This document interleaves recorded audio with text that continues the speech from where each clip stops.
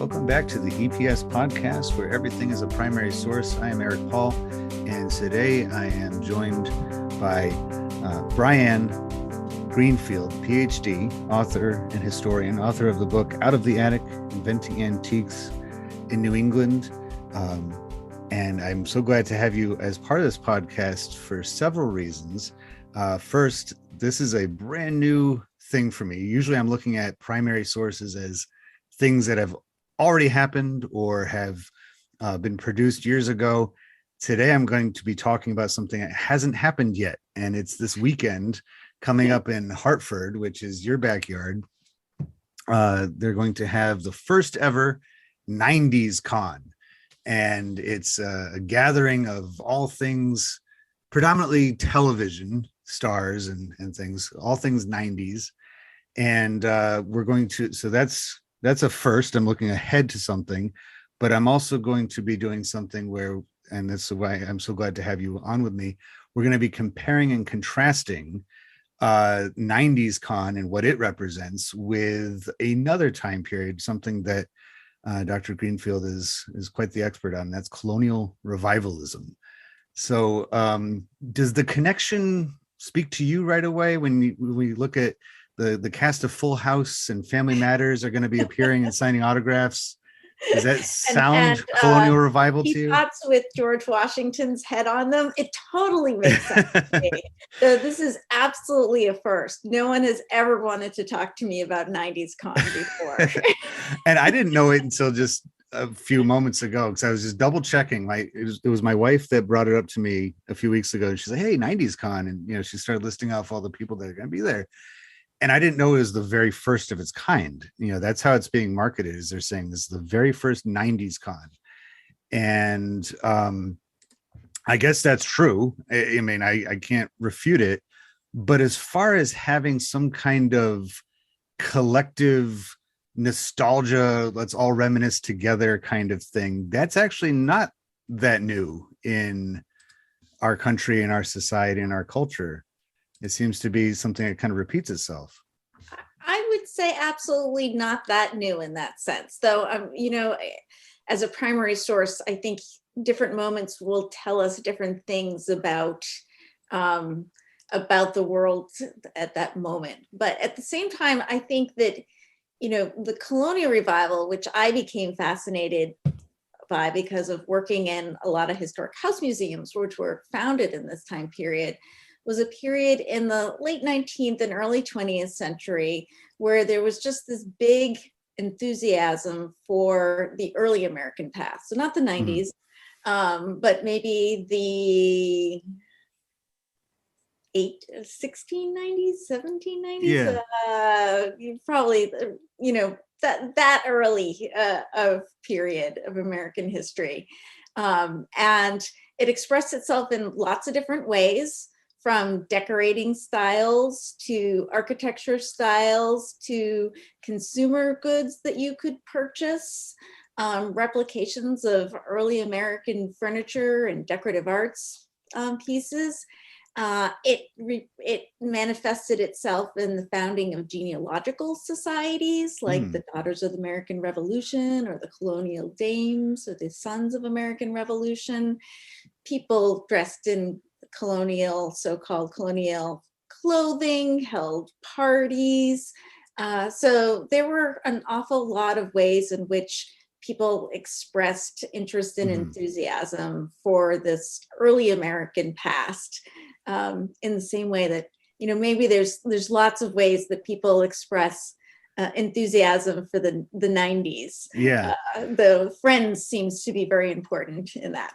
Yes, it definitely highlights a lot. I mean, that seems to be, and when you're listing off all the things about, the colonial revival, about decorations, you can't walk into most, even just regular stores, department stores, without having a section of, whether it be napkins or cups or, throw pillows and blankets that have an emblem of Friends or Full House or 90210 emblazoned on it, because they know exactly the market that's, that they're tapping into. It's people of the generation that grew up with that stuff and find comfort in it and look for it. I guess the big difference between convention about the 90s and that of the colonial revival is that most of the people that were really at the head of colonial revival didn't actually experience that time period themselves. They didn't necessarily grow up in the 18th century or before. They were reaching back to a time and kind of romanticizing it.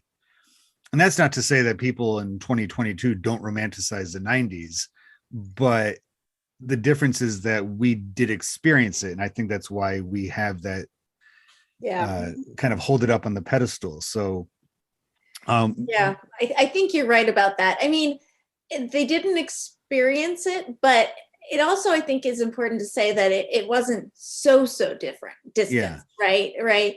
It's not like when we think about the colonial past today, it was, it was a couple generations past. So, their grandmothers or grandparents might have had some of the old furniture around. So there's a little bit of a touch, but absolutely not as close of experience.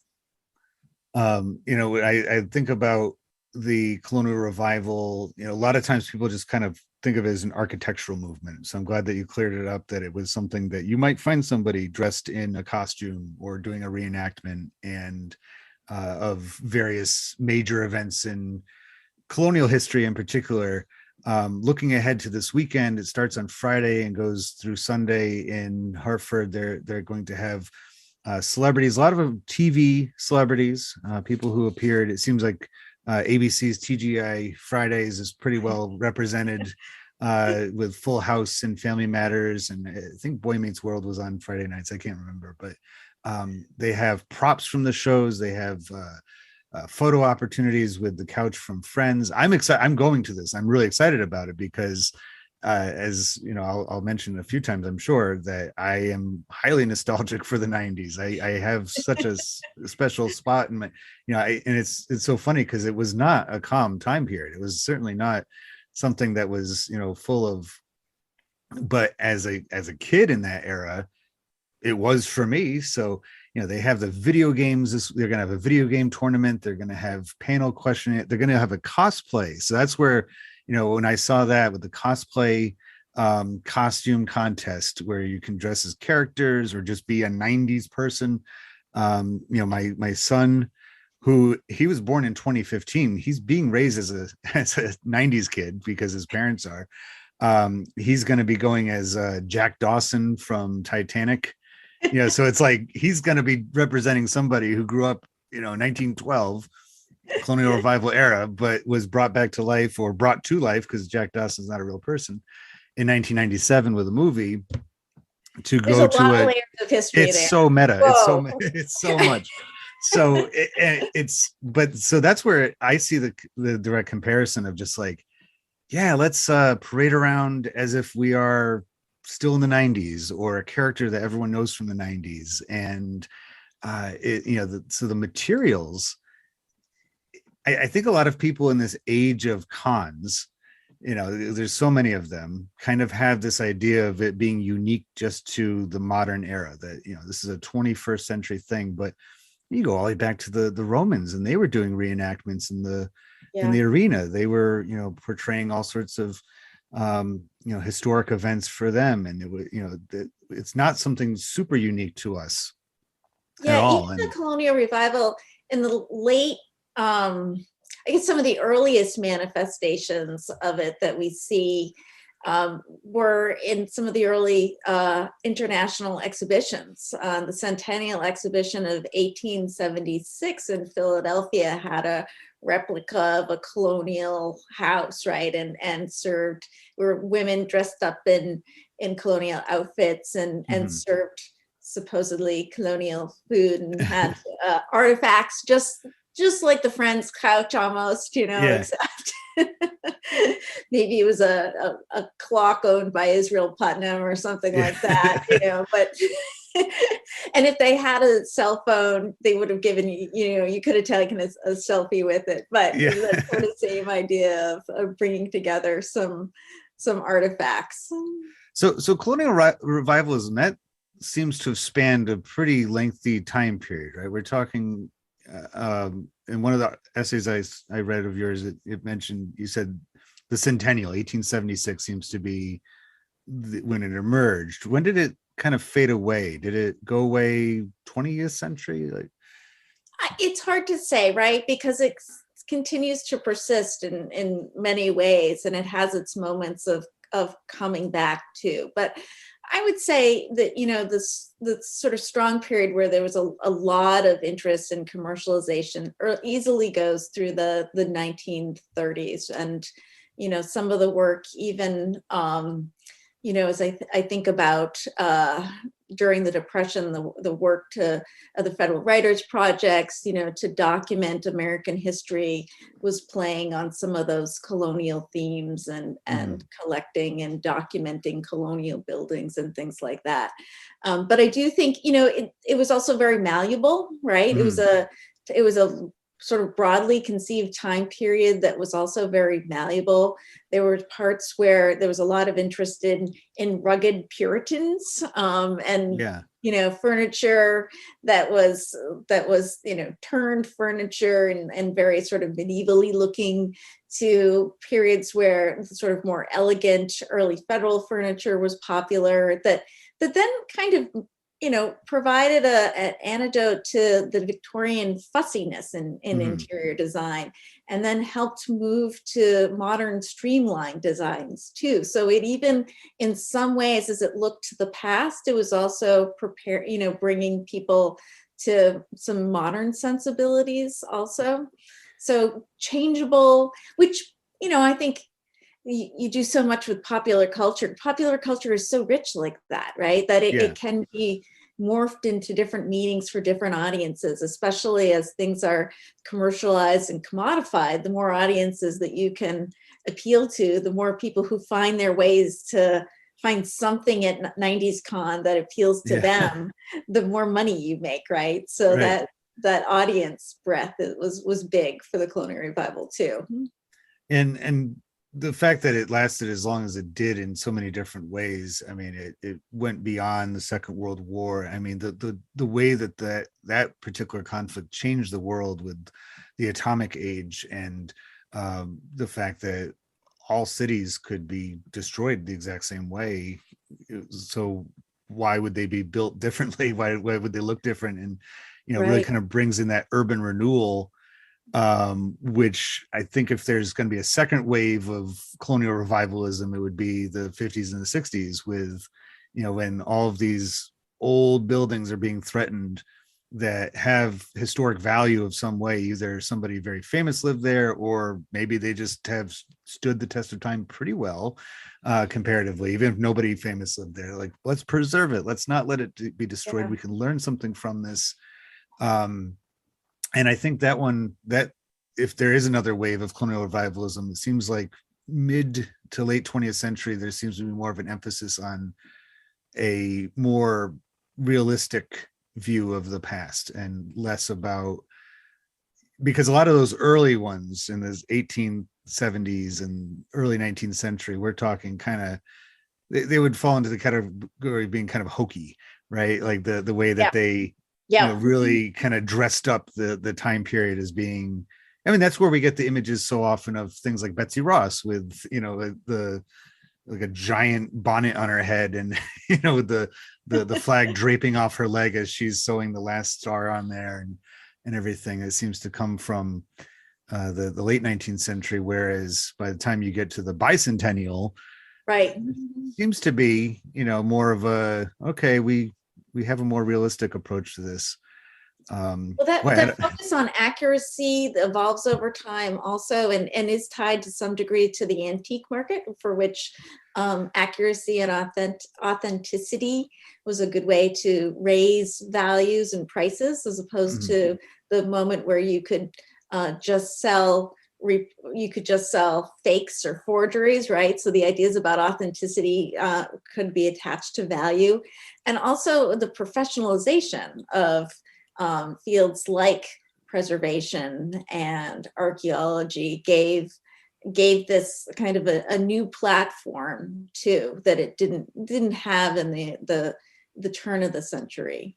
Yeah, because I mean, for a So while, will 90s nostalgia get professionalized in this I think way? it already has. There was a program I watched a few months ago about called the I don't think it was really appropriately named. It was called the Dark Side of the '90s, and I mean, it had some stuff that you wouldn't necessarily know about, kind of grittier underbelly of the time period. But they did a nice job of breaking down so many of the pop culture thing, and a number of the commentators on that were professors of pop culture, or they had these incredible titles, American studies, uh, culturists and things like that. And so there is a lot of credibility, I think. And it's funny, it's like the past, this nostalgia thing is getting closer and closer. Like people are being nostalgic for 10 years ago. And I think that major events, major revolutions really tend to do that and I really think that's what, for a number of reasons, the 90s stand out, the 1990s do, because, and I've mentioned this on a few other podcasts episodes, because I've talked about 90s things as primary sources. And there seemed to be in the 90s this collective feeling of not only are we approaching the end of a century, but also the end of a millennium. And we have a responsibility to kind of guide our society properly into the new era. And on New Year's Eve, 99 into 2000, which was the false start because the millennium didn't actually begin until 2001. But, everybody's all excited. We made it. And but the real revolutionary moment, the thing that actually changed the world, came in September of 2001. And I really think that's why the 90s are held on such a high pedestal, because That's I mean, so interesting. you can take so many of the themes from media in the 90s that when you do it after 9/11, it looks totally different. Yeah. Like the Batman Yeah. movies of the 90s were ridiculously cheesy, and then in the early 2000s it's a commentary on the war on terror, and then there's one that just came out a few days ago that I understand is even more gritty and realistic, kind of, and it just goes like that. And so I think the 90s have that special, is like the last hurrah for the post Innocence World War and II. simplicity. That's really so interesting. And absolutely, it's so interesting to think about 9/11 as the pivot point there. And it's I can't take any credit for the following, but there's a wonderful podcaster and pop culture commentator. She's an anthropologist, I suppose, named Lindsay Ellis, who did a compare and contrast with the movie Independence Day and Steven Spielberg's War of the Worlds from 2005, I think it was, and how it's essentially the same story. Oh But yeah. when it was Yeah. done in the 90s, it was all ridiculousness. They showed all these buildings and around the world being blown up, and it seems so outlandish that they could go crazy with the special effects, and everybody would just be like cheering in the audience. They'd be like, yeah, how. But then when it actually happens, and then Spielberg takes on the same story, basically he does it completely different. And I remember seeing War of the Worlds in the theater and being really, it brought back a lot of bad memories because of recent memories of watching and seeing those kind of images for real. And so I think it's things like that that really kind of, that's why 90s con is happening, is because that is like the last time of innocence, even though it wasn't. I mean, we know from growing, living in the 90s, Right. it definitely wasn't, but it seems in retrospect so much simpler, so much more straightforward. So the next question whenever I analyze a primary source is who made it. And I mean, it hasn't happened yet, but we know that it's been planned for a while, and what their status or role in society was. And the company behind 90s Con in Hartford is That's For Entertainment, and they're out of Southern California. And according to what I found, they were founded in 2019 by a group of women for the purpose of reimagining how we interact with entertainment. When it comes to colonial revivalism, did women in particular take a lead role in that movement? Yeah, that's a great question. They did, particularly in the early period. They, because so much about it was associated with house and home, the hearth, the ideas of that simplicity that you were talking about too, that women found that first of all, the cultural realm was a place for that women had a lot of authority, moral authority, cultural power. And so there was a lot of women early on who were involved in restoring historic homes, that were involved in some of the civic celebrations and reenactments that were produced at that time too. And certainly the decor styles and pieces like that. But over time, women's power in it kind of eroded as it became more professionalized, as we discussed. And architects, male architects, became bigger and bigger kind of players. Professional archaeologists, professional museum curators take more sort of power. So they lost some of that control or some of that power as the movement continued, which is an interesting piece of this too. But it was absolutely early on a realm where they could both, say that they weren't upsetting the cart or any, social order, because they were just restoring historic houses. It's just a house, just like, the houses that we all care about. Right. But that they were, doing it in a sort of civic engagement model, right? And working to influence civic society. I want to say too, as you were saying, who was making it, right? I think the one piece on the colonial revival that's important to point out is that as a movement, particularly early on, it definitely had a bit of an elitist edge to it, right? And that it was very much connected with folks from families who could claim lineages in the U.S. for many generations, who were feeling sort of a loss of status of authority or power as a lot of new immigrants were coming in, right? So it was a period at the turn of the century of really rapid change with a lot of immigration, technical change, industrialization, commercialization. And those kind of old families found through the veneration of a colonial past an opportunity to prop up their own status, prop up their own family histories as well, and try and in some senses create stability. Yeah, and actually, I mean, that was your essay that I came across. So when I was doing research about 90s con, like I said earlier, I thought of colonial revivalism, and I did a Google search, and I came across, and that's how we connected, is because I found a piece that you had written about how it really seemed to be a mechanism for stability in a very tumultuous time. And I don't think we've ever had a non-tumultuous time in world history, let alone our country's history. But it seems like the founding of the country, in that colonial era, a lot of people seems to have a trouble with, there's kind of anything 18th century, they're colonial. I'm like, there's like 25 years of time that it wasn't a colony. Right. We weren't colonies. But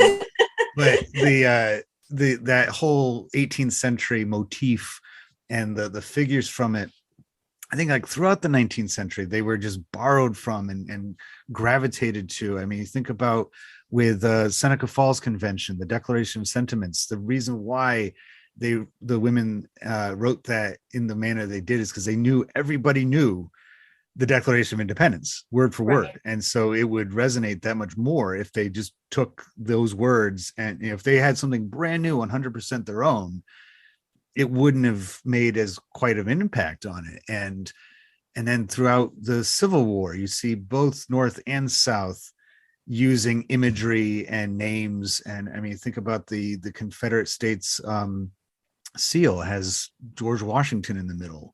Meanwhile, supposedly the troops at Little Round Top at the 20th Maine claim to have seen the ghost of George Washington right in front of them right before their charge down the hill, which I'm sure happened. And I think about in the seacoast area of New Hampshire, after with the Grand Army of the Republic, the local GAR group actually named themselves after. This is kind of another layered thing, but there was a gentleman from Portsmouth who had that connection we were talking about before, where he was as a baby visited by George Washington himself when he came to visit Portsmouth in 1789, and he was named George Washington. His last name is Storer, and supposedly Washington actually like put his hand on the baby's head and said, "I hope you do more with my name than I ever did." And then said, "Probably not," but just. And then he grew up, and he ended up being an admiral or rear admiral in the Navy, and died during the Civil War. And then so these GAR posts, these Union veterans, they named themselves after him. We're the George Washington Storer Post. Just take that, And so that whole era, the 19th century, is just full of people reaching back to the 18th and using it to kind of wield power, but also you're saying it's like an anchor in a way. They were just trying to hold on to something because they knew it was changing rapidly, and it was not gonna unless they had. And certainly it's a kind of cultural authority, right? I love that the symbolism of that name, as you say, having all these layers of history and moments, right, to cleave onto, and it certainly established a sense of well, with a tradition, right, that you could point to as being part of the established authorities. Yeah, and it seems like that early 20th century, like when you said the transitioning was happening within the movement, where it might have even been something that new Americans were taking a hold of too, that they were naming their children after American figures from the colonial era as a way to, kind of get to that same status as quickly as possible. But,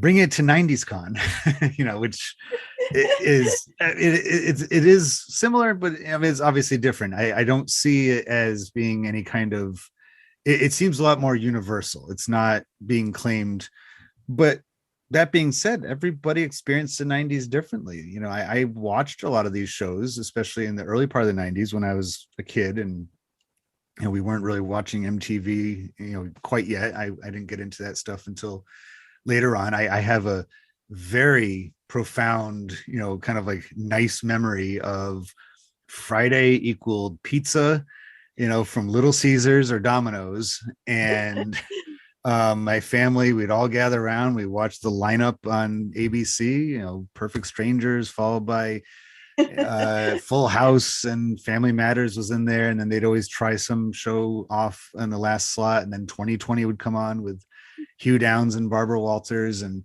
usually by that time the family was asleep except for me. And, just watching something.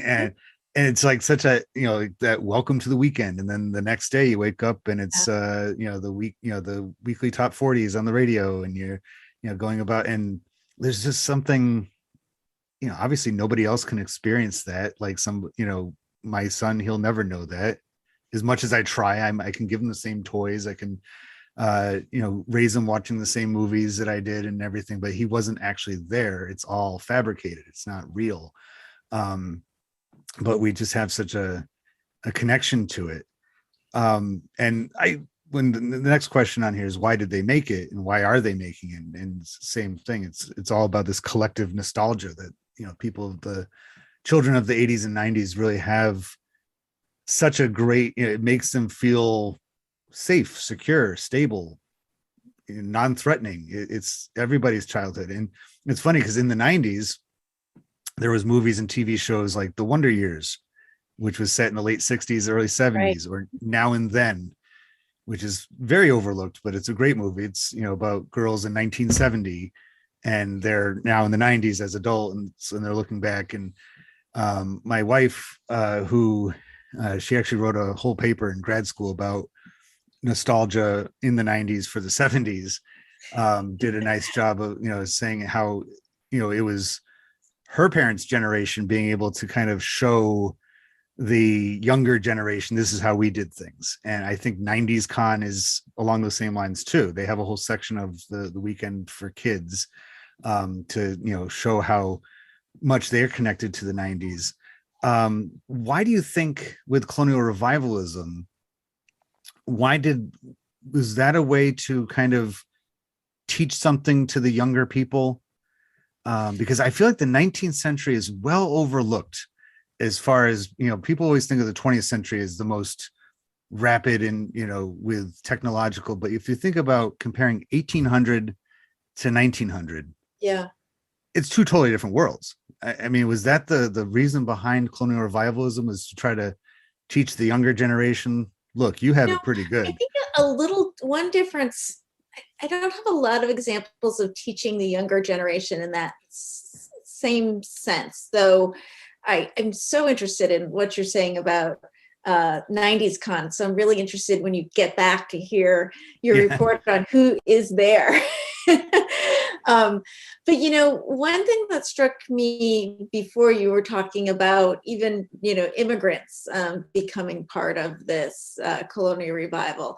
And there was definitely an aspect of using the colonial past and colonial revival forms to, inculcate new immigrants, and propagate, kind of Americanization.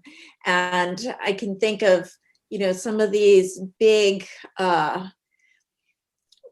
pageants more than reenactments, perhaps. Some had some portions of reenactments, but were big civic community events where typically they might reenact some history, but with like a cast of thousands. Hartford had these as well. I think they had one sort of reenacting the arrival of Thomas Hooker in Hartford, sort of this like imagined, this sense of settlement. And I think that they would literally cast new immigrants into the roles, right? And have them play particular individuals in these kinds of pageantries. Or another example is the House of Seven Gables in Salem. Yes, right? Yes, Salem. Yep, it's in Salem. Yeah, Salem, Massachusetts. That was operated for a bit as a settlement house where new immigrants were brought and trained.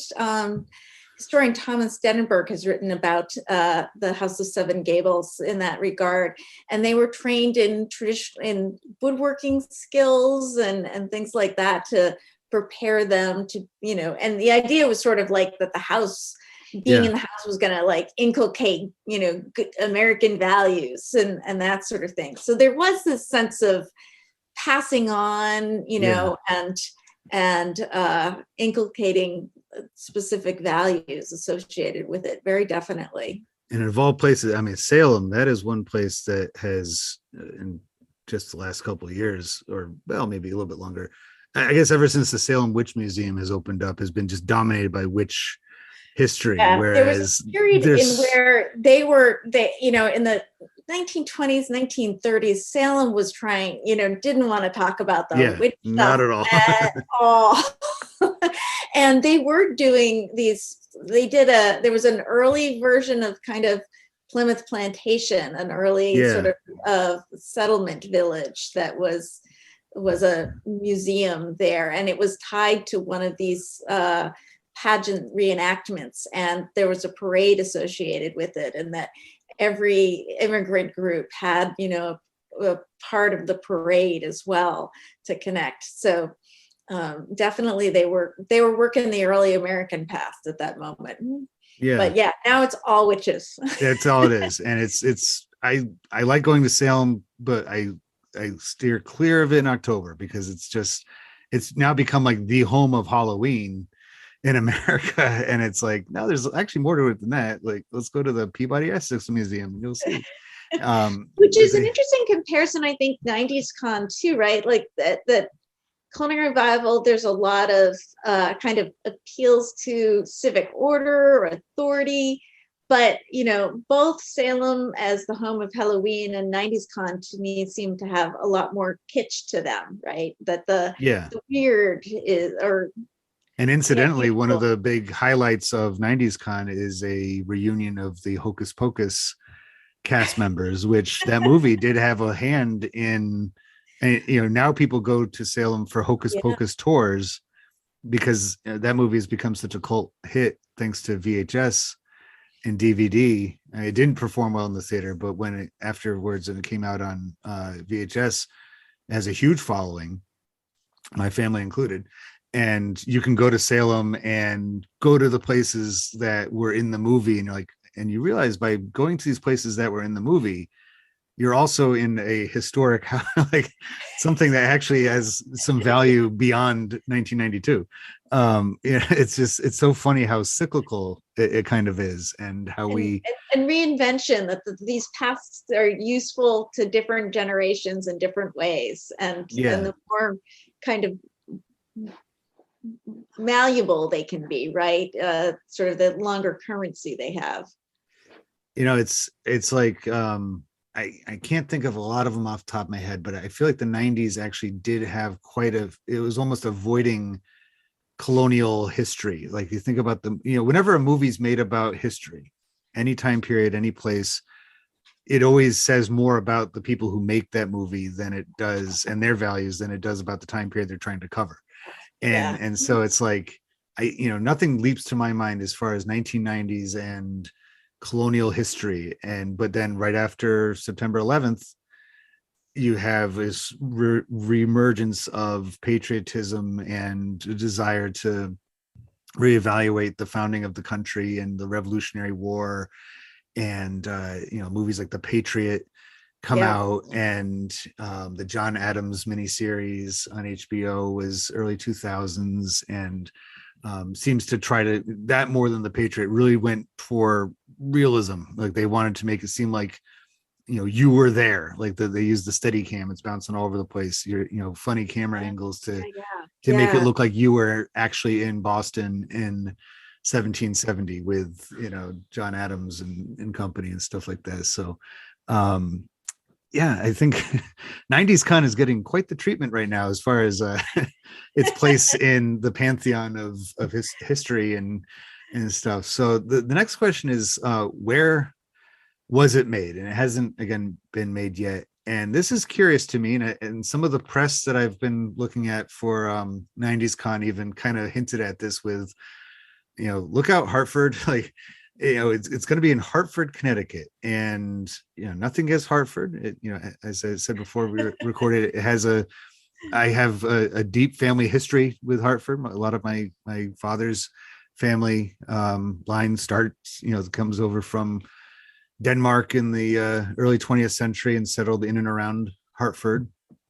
But why this is the place for a meeting of all these Hollywood greats, it's a curious thing, but I guess that says something about, it could be anywhere. They could have it in Omaha, Nebraska, they could have it in Austin, Texas, they could, because the programs, I mean, ever since the 1920s, we've had that much more of a mass media that reaches everyone. We're all watching Urkel at the same time. We don't get, like, there's not an East Coast Urkel and a West Coast Urkel, there's one Urkel, and he's taking place in Chicago, even though they're filming the series in LA. And it's just like so you could throw a dart at a map of the United States, and anywhere it hits, be like, if they have a convention center, let's put the word out, get everybody there. Let's get the Party of Five cast members, and let's descend on Hartford. I think that sounds so right. And I love Hartford too for many reasons, but Hartford as sort of any place is pretty interesting if it could work there. As far as when comparing this with Colonial Revival, it was national, but it seemed to really focus on the original 13 colonies turned states, correct? So places like Hartford, like you already mentioned, was pretty steeped in that era. Absolutely, well. The sort of early colonies, 13 colonies, particularly vibrant.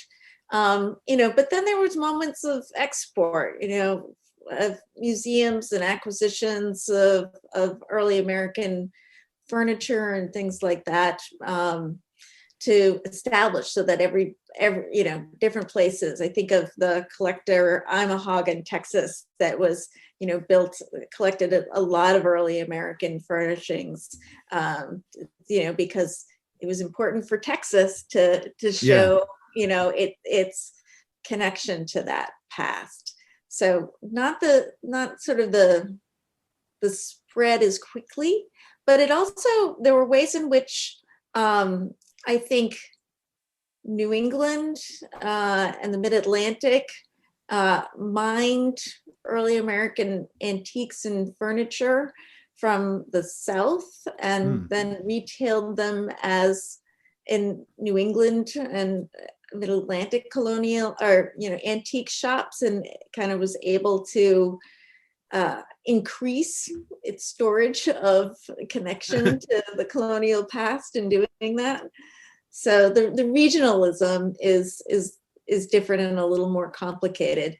There was a period in the 50s when it was just assumed that no good antiques came from the South, and whatever that means by good, right? Like fancy, aesthetically pleasing, with all pejoratives or whatever good meant. That was part of the mindset of it. It seems like antiques have gone through quite the phases of history for themselves as well. And I've seen it. I mean, when I was a kid, I remember going to antique stores a lot. And there was one called the Collector's Eye that was in somewhere in the seacoast of New Hampshire. And it was just stuff everywhere. You could, shelves with everything had a little tag on it. And then, not that one in particular, but in more recent years, I've noticed antique stores, a lot of them, and I've lived in like Maryland. I lived in Maryland for a little while, and I noticed a lot of those, they looked like museums, the one item on a shelf, or, a piece of furniture you wouldn't want to breathe on, and the old, a lot of antiques, like the antique stores that I think plenty of people like to go to are the ones you have to climb over piles of old bottles and things like that, and you might bring a few things up to the counter, and the guy's like, $5, whatever, and instead of having to take out a loan just to go in the place, you have to have insurance proof at the door that you're not going to ruin everything. It's a interesting history of history. It's very historiographical. Yes. About the history of antiques, what we consider as antiques, and definitely the 90s aren't quite antique, but I even recognized it in the 90s, just how so many things were being touted as collectible and historical, to the point where, I mean, it's no wonder that by the end of that decade, eBay had arrived, because so many people had things that they just like, this is going to be worth something someday, or now. Let me put it on the internet. Beanie Babies 90s? Beanie Babies are, and they a show I mentioned before on Hulu about the dark side of the 90s. They have a whole episode about Beanie Babies and just the phenomenon that they were, and and they basically is what put eBay on the map, was because people were finding them, and because they weren't in regular toy stores, they would be only in like gift shops and smaller retail outlets, so they were that much more highly collectible, and then eBay became the big marketplace for those, and everything else. So clearly how value is invented, right? Yeah, big time. I mean, baseball cards, I mean, I have stories all the time about, throughout the 90s, my baseball card collection. And there was a major transition in sports cards in that era, because for a long time they would make a card for every single player. You get cards with pictures of guys sitting on the bench because that's all they did. They weren't, and they were called commons. When you looked at them up in their value book, and they were worth 5 cents no matter what. And then because card collecting got so huge in the 90s, and they would have cons, they would have conventions of card collectors at malls and hotel ballrooms and stuff like that. after a while, some of the card companies just started making only the star players, or they would have their cards gilded with silver and gold, and these veneer and like really fancy looking things, and the packs were costing $6, and they were basically creating value out of nothing. They're like, yeah, this card is, as soon as it comes out, it's worth $50. I'm like, it's not actually. I mean, it's and it's the whole market just collapsed because of that invention of, Oh, interesting. I mean, it's kind of coming back a little bit now, but nothing like it was. And if there's one thing, when I think of the 90s, and I don't know if it's going to be reflected at 90s Con at all, I think about sports cards. I mean, there was baseball card stores, 3 of them in every small town. Yeah. You can't find a single one now. I mean, they're just not, it's not what and it bottomed out almost like the stock market did in the 20s with, it was like some people, and it was, my dad actually was the one who kept, that was the first time I ever heard the term moratorium, was when he put a moratorium on myself and my brother buying baseball cards, because anytime we got any money allowance or mowing lawns or something like that, we're like, take us to the card shop.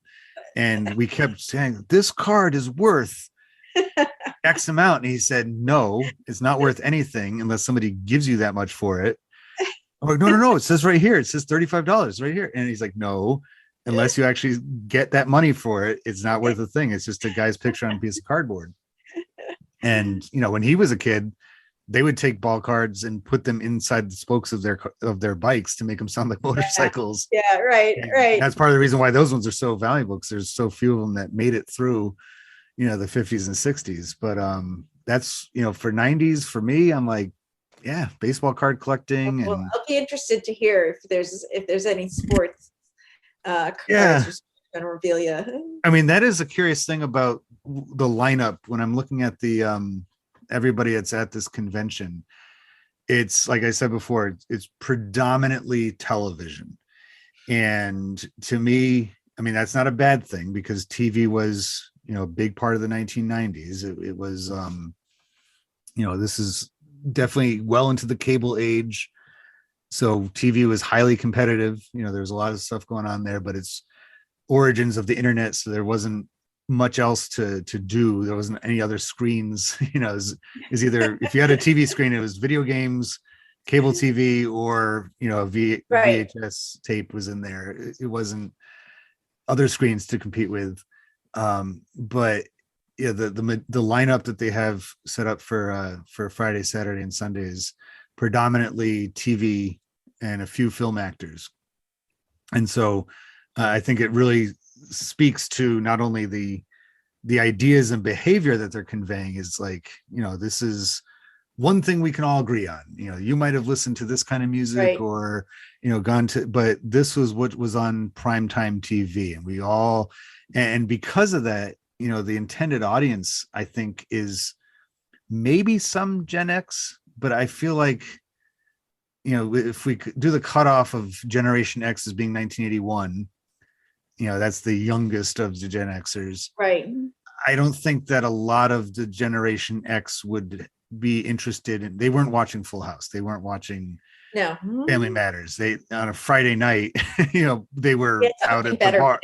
Right. They would be out on dates, or, going to bars, or, whatever. They wouldn't be, or coffee houses, Gen X, on their laptops, but they wouldn't be watching this show. So I really think it's millennials seem to be the target audience of this. And you've tapped into a few times with Colonial Revival, but was there a intended audience, or was it just everybody that was alive just happened to be the audience of, because it lasted much longer. It was a long-term movement, right? It wasn't really right.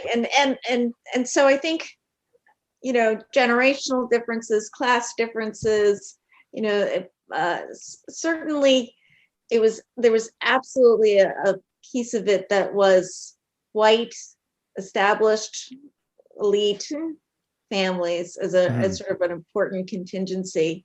But over time also, it became more commercialized.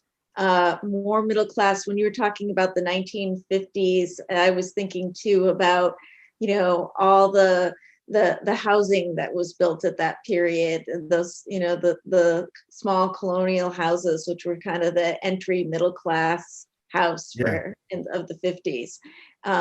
But so that changes over time, but starts more on the side of a more of a elite old family, definitely white, and definitely has this even anti-immigrant line to it also. I think about that, with the progressive era and a lot of with women's suffrage. They used a lot of the colonial imagery with their demonstrations and pulling, their quotes and things that they would have on banners, either words Pulling directly from the replica of the Liberty Bell for some of their events. And I think I've even seen like Mayflowers in the parades and things like that being brought over, and having, I think that sometimes it's glossed over, is that they did incorporate, as part of their arguments for suffrage and anti-immigrant, bent to it a little bit of saying, we are, if you want to continue the Anglo-Saxon dominance, I suppose, then incorporate women, enfranchise women, and you'll double it, right away. And had those anti-immigrants, so those racist sort of pieces of it, absolutely. And but I guess if it lasted as long as it did, it's bound to have that eventually kind of diffuse. It's not quite as present by the time you get to the 30s, 40s, and 50s. And a way for then sort of second generation immigrants, right, to claim American status. One of the things that I wrote about was actually the importance of Jewish antique dealers in discovering and bringing to market and shaping the idea of American antiques in the early 20th century. Boston, New York, were places where there were a large number of very recent immigrants and successful antique firms that were immigrants that were trained in traditional woodworking, often in fleeing from areas of Russia and coming to the United States and establishing themselves first as furniture dealers or repairers, and then into dealers, because it was kind of a open, accessible trade that has its connections to woodworking and the junk business. And then they became sort of purveyors of what was Americana, right? But they were not allowed to kind of join the clubs, and they were cordoned off as the dealers, some often with some suspicions. But then some also began to manufacture reproductions, or some of which were bench-made kind of high-end faithful reproductions. Some were making, pulls into the business that is more mass market commercial reproductions. So it becomes more accessible and a way for other groups and to claim American identity also. So I was going to say, so it's like a gateway to being, to being able to identify as an American with knowledge of that. Now, have you, I'm sure you're familiar with Antiques Roadshow. Have you ever appraised something on that show? My story is that I had tickets like 15 years ago, and I was so excited. They were coming to Hartford, and I had tickets, and I put them someplace safe. And I never found them. So they're still somewhere in this house. Well, 35 years from now, those tickets could be an antique that could be bring it. To the Antique Roadshow. That could be it. It's a great disappointment for me. I guess I could look it up at any time, but I gotta think. I want to say Antiques Roadshow, at least the PBS version, is a product of the 90s, wasn't it? I don't think it was on before the 90s. Yeah. And it seems like that. I mean, that's another component of the 90s I don't think is going to be represented this weekend. Yeah. it's pretty, specific, but there seemed to be, as part of the culture in the 90s of, as we're hurtling towards a new millennium, let's take a moment and look back on our past and, hold it pretty Right. dear Right. and tightly. And I think it was ancestry.com was originated in, I mean, it had to be the 90s because you didn't have .coms before then, but I think it was 96, 98 around there. Oh, That, interesting. That sounds right. because people were like, hey, 2000 is a round number. Let's uh as we get closer to that round number, let's take a moment and do some background on our, before we get into the future. And let's take a look at something. And the interest, I always think about there's a Frasier episode, another product of the 90s, is the TV show Frasier, when Niles and Frasier are excited because they're going to watch Antiques Roadshow. It's their ritual. And their father, who they never get along with, as far as interests go, he's like, oh, I was going to watch my game show. And they're like, oh, that's too bad. And he turns on Antiques Roadshow because he thinks it's the game show. That's great. Because he's like, I guess that's worth $6,000. And, so it's like the perfect like concentration of, and then they find something in their apartment that is an old relic, and they end up on Antiques Roadshow. And I have to look up that episode. That's great. Maybe what I should do for this weekend, because they do have a 90s cosplay, I should be the I think Mark Wahlberg, not Marky Mark, but Mark Wahlberg is the presenter. I should dress like him and see if anybody gets that as 90s nostalgia. That's good. Be like, I'm, they're like, oh, Marky Mark. No. Mark Wahlberg, Antiques Roadshow. That's my 90s contribution. But it's, I still got to go back to that idea that it's both about stability. I did an episode a few weeks ago about the Super Bowl halftime show, not the one this year, but in 2002, when U2 did their performance, and it was the first Super Bowl after 9/11. And it forced me to look at Super Bowl halftimes since the Super Bowl began. Well, that's a great subject. I didn't realize how long it took before like pop artists became. It wasn't actually until like the 90s that became a standard. Like even throughout the 80s, it was goofy stuff, including Goofy. I think they did a Disney thing one time. But it wasn't really until the 90s that contemporary artists started to show up as the halftime show. And then in recent years, it's been kind of a funny pattern where 2 years ago, just before the pandemic, it was Jennifer Lopez and Shakira, who had been popular in the early 2000s. And then last year was The Weeknd, who is a contemporary artist. And then this year they decided to go all in on 90s hip hop. And I was like, this is definitely for the same audience. This is for people who grew up in the 80s and 90s. And it's also for the purposes of stability in this time of rapid change. And we always go for, I mean, it sounds really weird, but like when I see old footage of like the Gulf War with that simple red line, a little CNN in the corner and just like a yellow font on the screen, I know it's coverage of a terrible thing. It's a war, but it's a nostalgia feeling. It's a very weird thing, just to have that as part of like, well, I was a kid then. I remember, all of I still have Gulf War trading cards. I guess that's what I should probably bring on the to 90s Fest is, there's another side, different. Right? Yeah. I mean, going back to my baseball card fixation, they made cards of everything. Apparently, I can't imagine they'd make a War on Terror cards. Not the same way anyway. It wouldn't be marketed by Topps. It's such a unique thing. That is. So but going back to the halftime show and just this 90s con in particular, I really think it has a lot to do with, we've been through so much.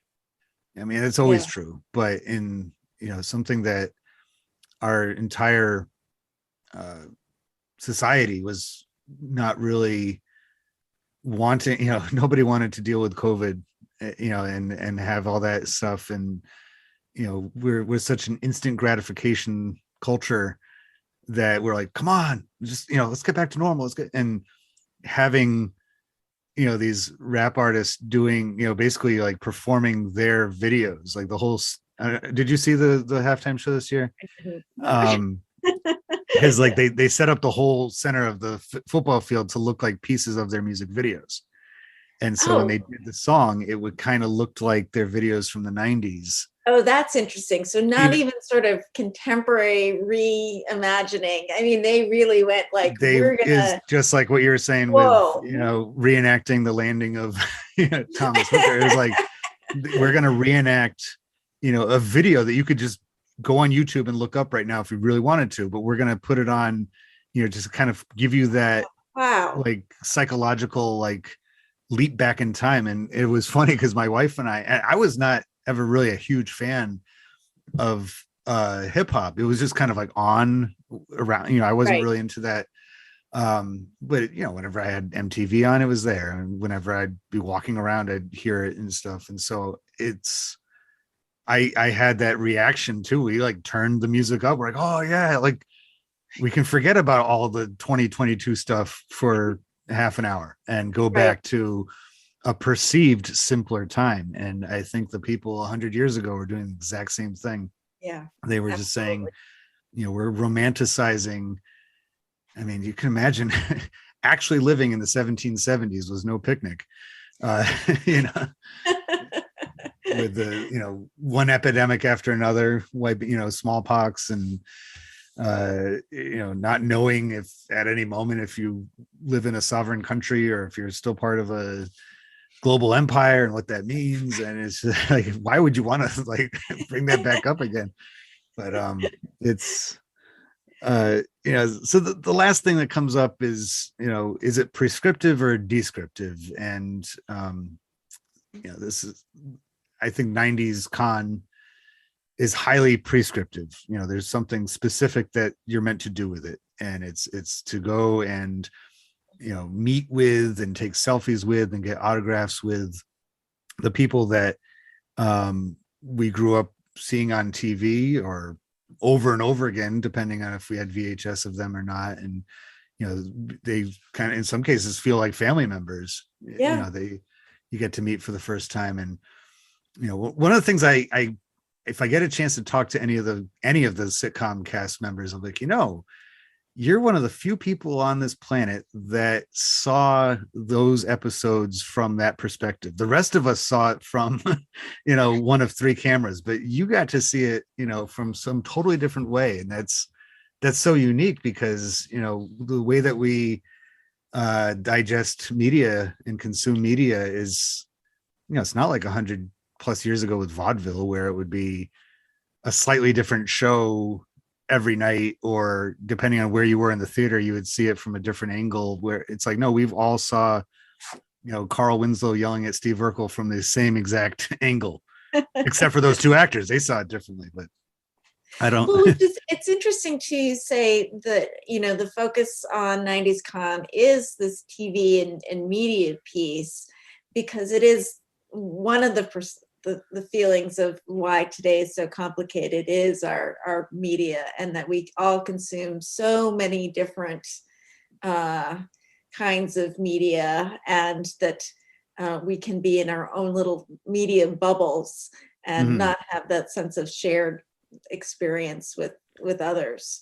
who watch the same TV shows and all of that. So I think that that's one of those places where simplicity does feel very tied to 90s. It's weird to think of a time period where, less than 100 channels was seen as simple.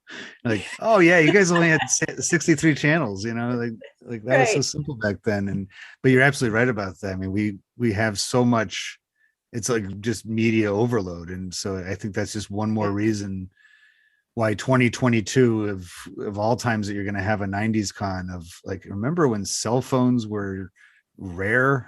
We didn't have them. They were just, maybe one person out of 100 would have a cell phone, and they would have it in like a briefcase thing that They had to bring it around, and people would marvel at it. I mean, the very first, one of the people that is going to be appearing at 90s Con is Nev Campbell, and she's in all the Scream movies. And the very first Scream movie, the police officer, one of the reasons why they suspect this one kid is because he has a cellular phone. He's like, "What were you doing with a cellular phone, son?" And it's like, now it's like, what are you not doing with a cell phone? Like, it'd be weird if anybody under the age of 70 doesn't have a cell phone with them.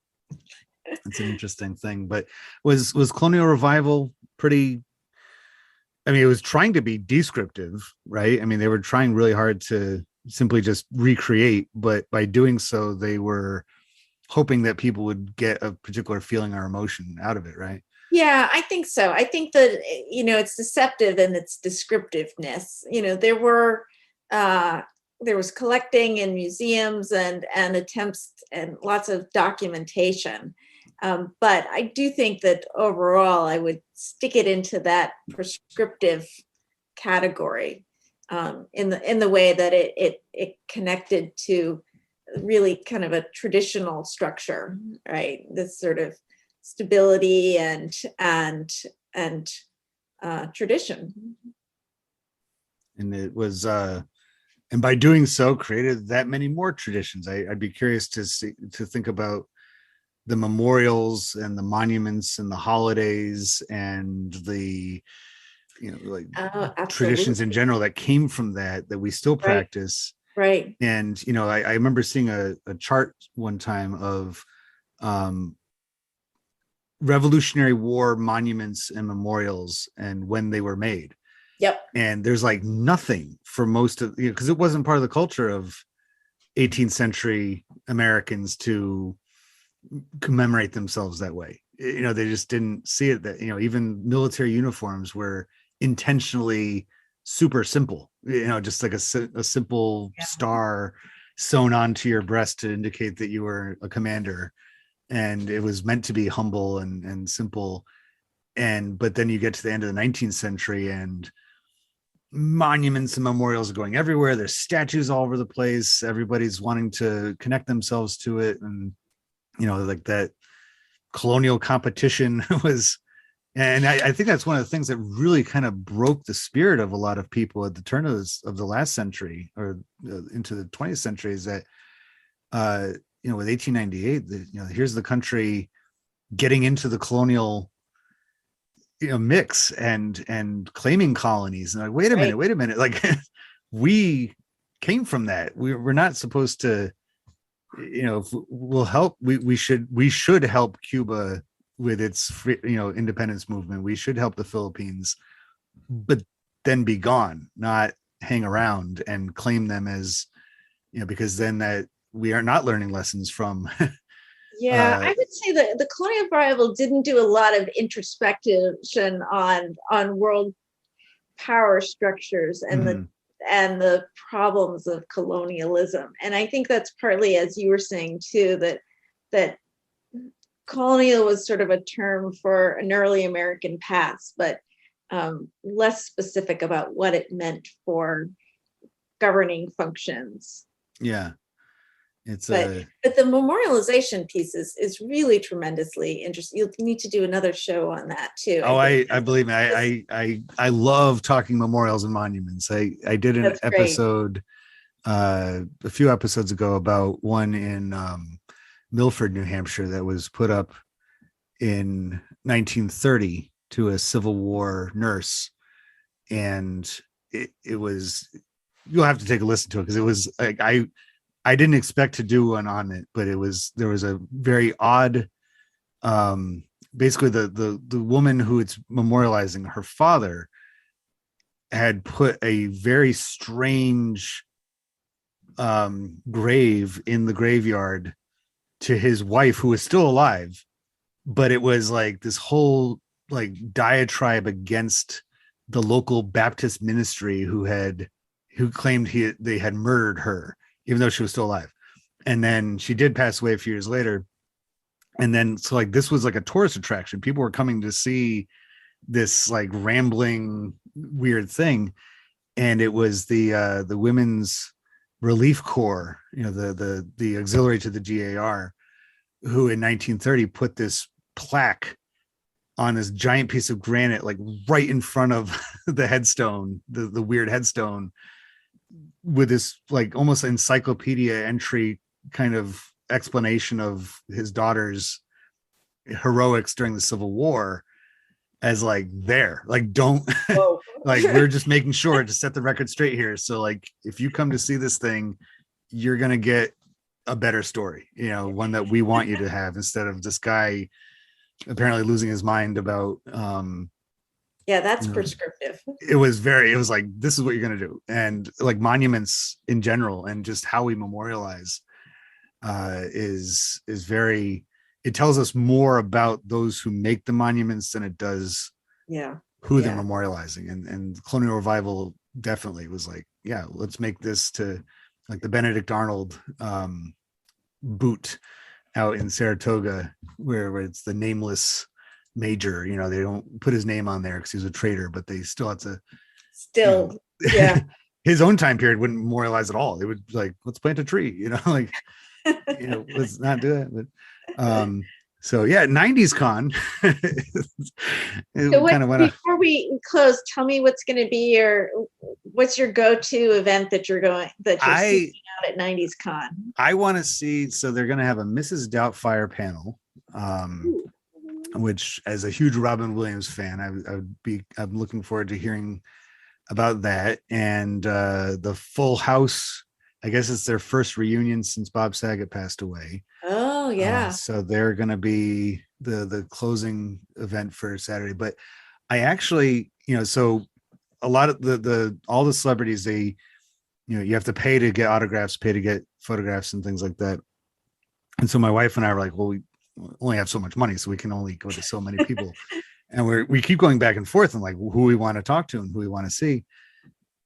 And I keep leaning towards the cast of Family Matters. Like I would like to, because for some reason that show more than any other kind of reminds me of that feelings that I had before, those like feeling safe and warm on a chilly winter night, coming home from a long day at school and, getting the pizza and the, all the shows queued up and all that. Like I can still see and I actually remember learning quite a bit of history on that show. There's one episode in particular where the grandmother comes to the school and teaches about her husband's service during the Second World War as a Tuskegee airman. Oh. And that was like the very first time I'd ever heard anything about that. It was on a Friday night sitcom. Wow. So I guess it kind of informed my career as a history teacher in a certain way. I was like, you get Urkel and history. It's like you can't, so I don't know if you're going or not, but if you were to go, is there anything that stands out to you? Well, I hadn't planned on it, but now that I've heard so much, I might have to think about my weekend plans a little bit. I like the material culture piece. So the idea of the Friends couch is very attractive. I have to say that. And then I do like all of the Sabrina, witch piece too. That's another one. The talking cat. Yeah, Salem was his name. Salem. There we go. Right. So exactly. there's another connection because after all, Salem is the home of all witches. So that's So that's the only thing it has going for it. Nothing else. Well, I really appreciate you taking the time. And this was so much fun. So nice to meet you. And nice to meet you too. And I hope we can do it again sometime. I like to talk primary sources no matter what they are. And after all, this show is all about everything as a primary source. So thank you, Brian Greenfield, PhD. And I thank you all for listening. If you liked what you heard, please think about going to patreon.com/EPS podcast. All the social media outlets you can, and wherever you're listening to a podcast right now, continue listening, subscribe. So thank you for joining. We're the EPS podcast, where everything, including 90s con and everything from the colonial revival period, is a primary source. And we'll see you next time.